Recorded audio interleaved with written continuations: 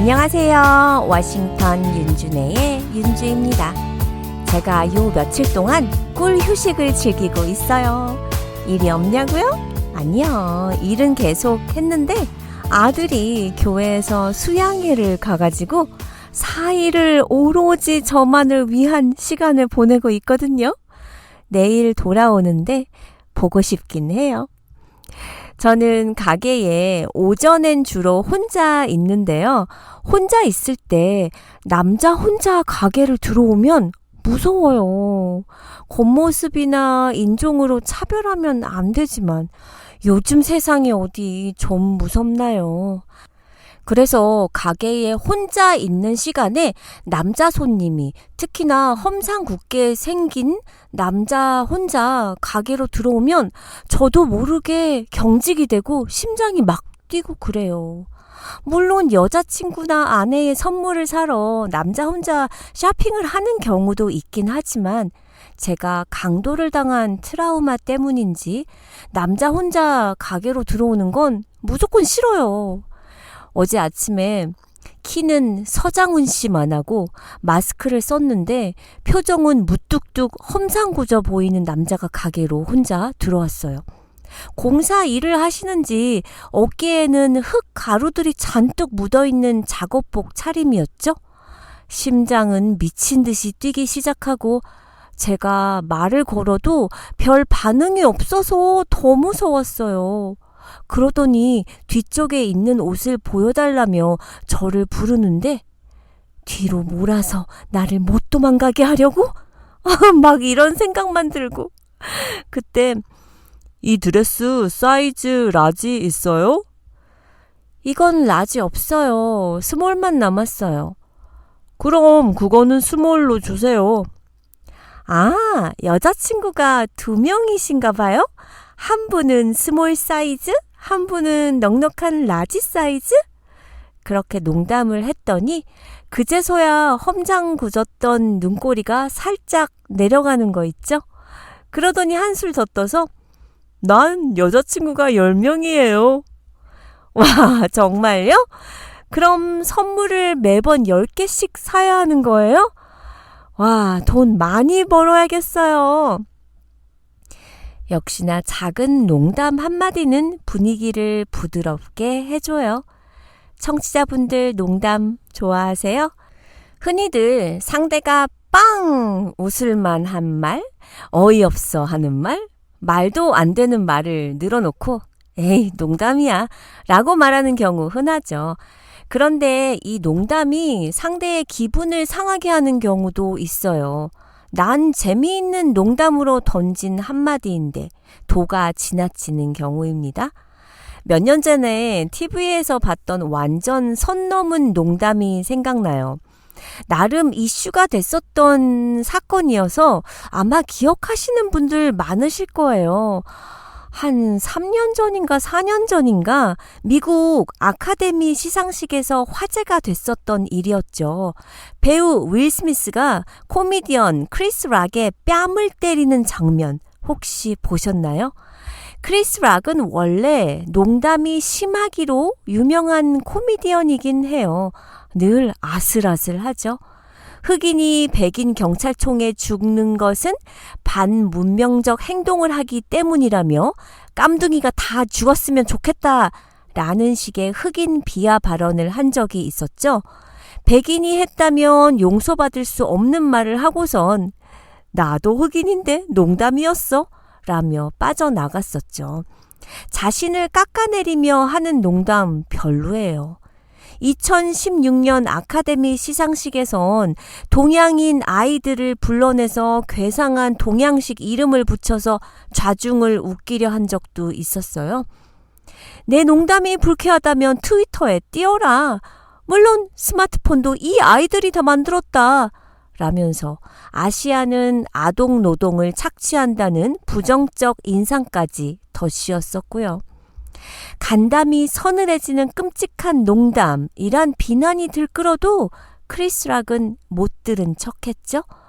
그런데 미국 아카데미 시상식에서는 배우 윌 스미스가 아내 제이다 핑켓의 삭발한 머리를 조롱해 윌 스미스에게 뺨을 맞은 것이었는데요. 제이다는 영화 클래러럴에서 숱 많고 탐스러운 장발을 자랑하던 배우였어요. 매트릭스에선 머리를 질끈 동여맨 함장으로 열연했었는데 탈모증을 앓다가 아예 머리를 다 밀었다는 거예요. 상실감이 컸을 게 분명한데 데미 무어가 빡빡머리 여군으로 나온 G.I. 제인 속편에 출연하라라고 했으니 농담이라 해도 선을 넘은 거예요. 자신의 결점을 의식하는 사람은 그 결점을 잣대 삼아 세상을 봅니다. 키가 작은 사람 눈엔 사람들의 키가 보이고 탈모인 사람의 눈엔 머리숱부터 들어오는 것이죠. 그로 인해 박탈감을 겪는다는 의학 연구도 있고 많은 탈모인이 우울증을 호소한다고 하던데 이걸 농담 소재로 삼다니요. 남의 상처를 헤집는 폭력이에요. 커뮤니케이션 전문가들은요, 인종, 신체, 배우자에 대한 농담은 피하라고 경고합니다. 예를 들어 한 대학 동창회에서 누군가 우리 집사람은 수수해 라고 했더니 한 친구가 네가 학창시절에도 눈이 좀 낮기는 했지? 라고 농담했다면 분위기 산통 다 깨겠죠. 커뮤니케이션 전문가가 말하길 특히 쿨한 척 자기 외모를 스스로 깎아내리는 이른바 셀프 디스 농담을 들어도 절대 맞장구 치지 말라고 권해요. 한국 사회는 언어 폭력에 민감한 편이지만 미국은 물리적 폭행을 더 심각하게 여겨요. 당시 어느 인터넷 방송에서 윌 스미스 사건 이후에 미국인들의 생각을 물었더니 크리스 락의 농담이 지나쳤다라는 답보다 윌 스미스의 행동은 폭력적이라는 반응이 2배로 넘었다고 합니다. 전 완전 반대인데 싸대기마저도 싸다고 생각했거든요. 물론 그로 인해 최고의 영화 축제를 폭력으로 얼룩지게 한 건 윌 스미스가 잘못했지만 많은 사람들 앞에서 나의 배우자에 대해 농담 같지도 않은 농담을 했다는 건 저도 용서 못했을 것 같거든요. 농담의 사전적 의미는 실없이 하는 장난말이나 우스갯소리를 뜻합니다. 하지만 이런 농담도 때와 장소에 따라 재치 있게 섞어가며 이야기하면 대화의 생기를 돋게 할 정도로 값진 때가 많아요. 심지어 분위기를 띄우는 정치인들의 농담 섞인 연설은 때때로 더 신선하고 생기 있게 들리게 할 수도 있어요.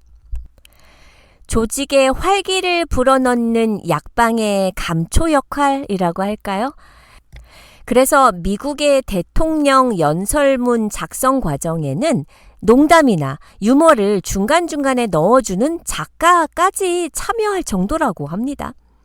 하지만 옛말에 말 한마디가 천냥빛을 갚는다고 했듯이 농담 따먹기에도 때와 장소가 있는 법, 대화 속에 섞여진 재치 있고 적절한 농담은 원만한 관계를 형성할 수 있는 촉매제 역할을 하지만 지나치거나 적절하지 않으면 오히려 역효과를 낼 수 있기 때문이죠.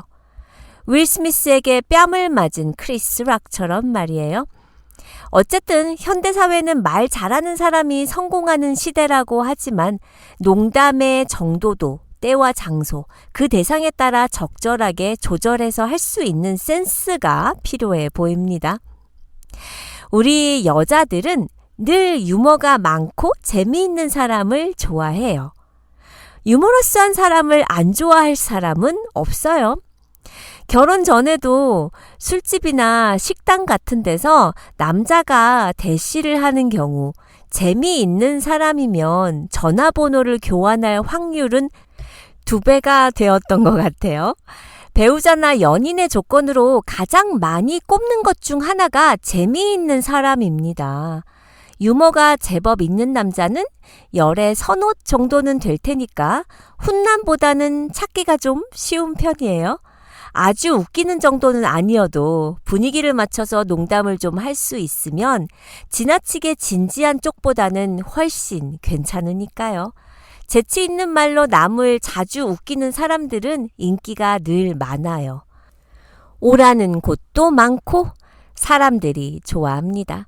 상식이 없고 무례한 농담을 즐기는 것이 아니라면 주변에 늘 사람들이 있고 그 자신도 남들과 이야기하는 것을 좋아해서 자주 어울리게 되죠. 연인이 너무 인기가 있는 것을 좋아하지 않을 수도 있고 자랑으로 생각할 수도 있겠지만 일단 재미가 없는 것보다 장점인 것은 분명합니다. 투마치 토커처럼 말만 많은 사람은 지루하게 많은 말을 하는 사람이지만 위트 있게 말이 많은 사람은 오히려 환영을 받고 연애나 결혼 생활에도 심각하게 따분할 일은 없을 것 같아요. 재미있는 사람은 밉다가도 웃음이 피식 나오는 사람이에요.